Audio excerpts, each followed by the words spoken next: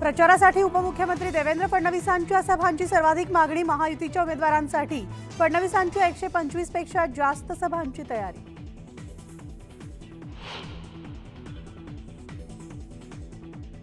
सांगलीतून निवडणूक लढवण्यावर विशाल पाटील ठाम, पक्षाने एबी फॉर्म दिला नाही तर अपक्ष लढणार असल्याचं केलं जाहीर।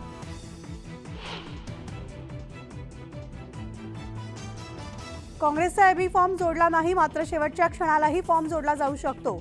वरिष्ठ नेते योग्य निर्णय घेतील। सांगलीसाठी विश्वजित कदम अजून आशावादी।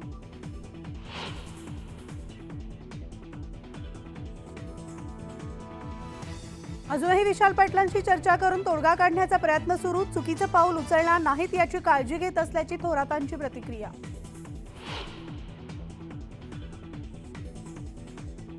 नाशिक लोकसभेचा तिढा लवकर सुटण्याची शक्यता। अजय बोरस्ते यांनी पुन्हा घेतली मुख्यमंत्री एकनाथ शिंदे यांची भेट, तर चर्चेचा तपशील गुलदस्त्यात।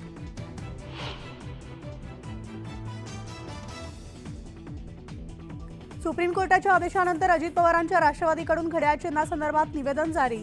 घड्याळ चिन्ह न्यायप्रविष्ट असल्याचा जाहिरातीमध्ये उल्लेख।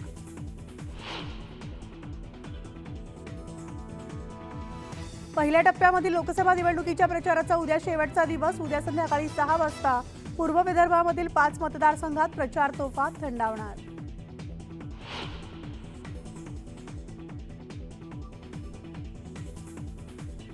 राष्ट्रवादीचे छगन भुजबळ आज भाजप उमेदवार सुधीर मुनगंटीवारांच्या प्रचारासाठी चंद्रपुरात। भुजबळांच्या 4 ठिकाणी जाहीर सभा।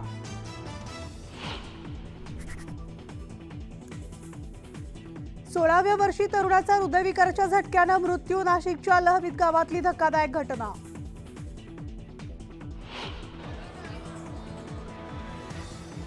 आजपासून 3 दिवस चालणाऱ्या रामनवमी उत्सवाला शिर्डीमध्ये सुरुवात। हजारो भाविकांसह पायी पालख्या शिर्डीत दाखल।